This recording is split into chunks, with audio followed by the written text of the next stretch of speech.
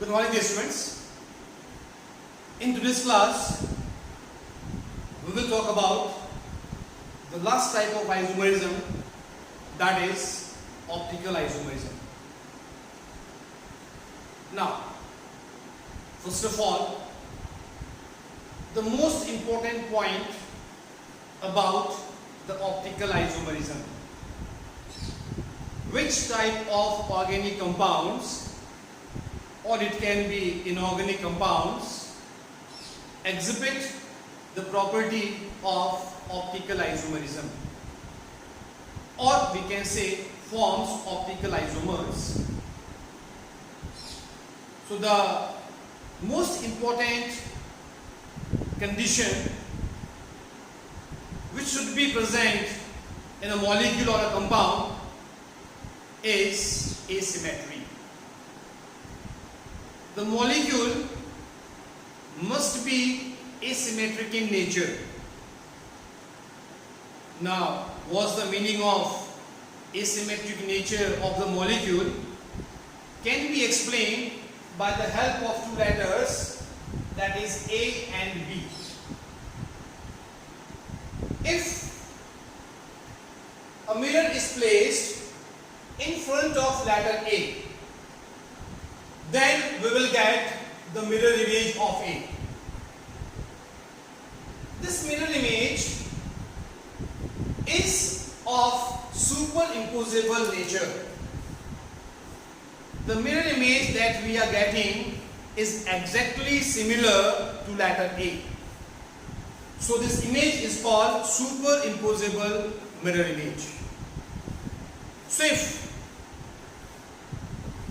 a molecule is forming superimposable mirror image, then the molecule is called symmetric molecule. Such type of molecule will never exhibit optical isomerism, or in other words we can say such compounds or molecules will be optically inactive. Now consider letter B and get the mirror image. So the mirror image obtained here for B is non-superimposable. The mirror image is not exactly similar to letter B, which is placed in front of the mirror. So here the image B is called non-superimposable mirror image. So the organic compounds or the inorganic compounds which are forming non-superimposable mirror image are called asymmetric molecules, or are called asymmetric compounds. So if asymmetry is there in the molecule or the compound, then the molecule or the compound will definitely exhibit optical isomerism, or we can say such compounds will be optically active. Now, which compounds will show the property of asymmetry, or which compounds or molecules will behave like an asymmetric molecule or the compound? So remember only one point here. The compounds in which chiral carbon atom is present will form non-superimposable mirror image, and such compounds will show optical activity or will form optical isomers. Now the point arises, what do we mean by chiral carbon atom? Chiral carbon atom is the carbon atom to which all the four substituent attached are different. Like if we take an example of 2-hydroxypropanoic acid, commonly which is called lactic acid.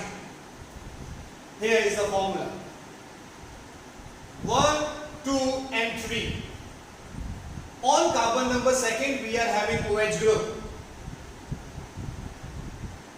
In total total we are having 3 carbon atoms, so compound is called 2-hydroxypropanoic acid according to IUPAC.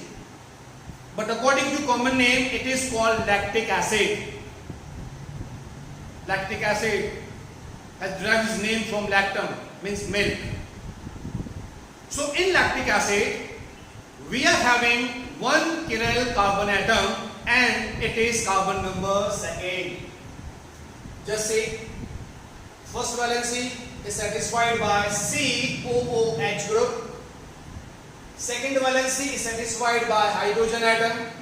Third valency is satisfied by OH group, and valency fourth is satisfied by CH3 group. So to this carbon atom, all the 4 subsequent attached are different. So this carbon atom is called chiral carbon atom, which is represented by star sign. So lactic acid or 2-hydroxypropanoic acid, due to presence of a chiral carbon atom, will show optical activity or will form optical isomers. So here, whenever we talk about optical isomers, then every time we are having 2 forms. By convention, first form is called D form and the mirror image is called L form. This is the D form of lactic acid or D form of 2-hydroxypropanoic acid, and this is L form of lactic acid or L form of 2-hydroxypropanoic acid. D stands for dextrorotatory. L stands for levorotatory. Now, what do we mean by D form and L form? The organic compound which contains chiral carbon atom, or the organic compounds which are asymmetric, or the organic compounds which are forming non-superimposable mirror image, interact with plane polarized light and rotates the plane of polarization towards right hand side.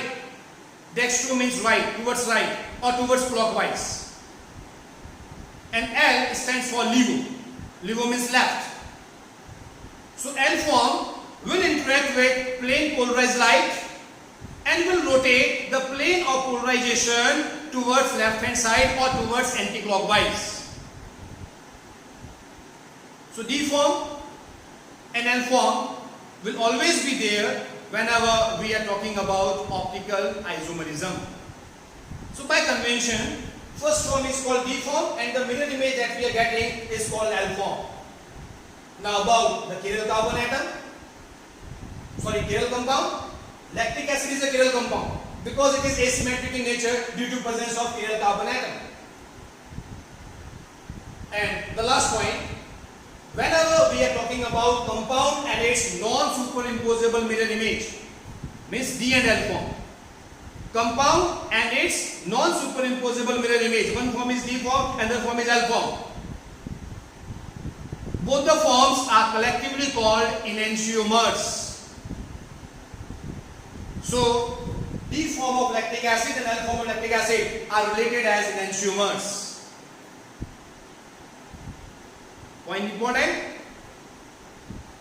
Compound with its non-superimposable mirror image are called enantiomers. That's all in the topic isomerism. From next lecture, we will start with common name system of the organic compounds. Thank you.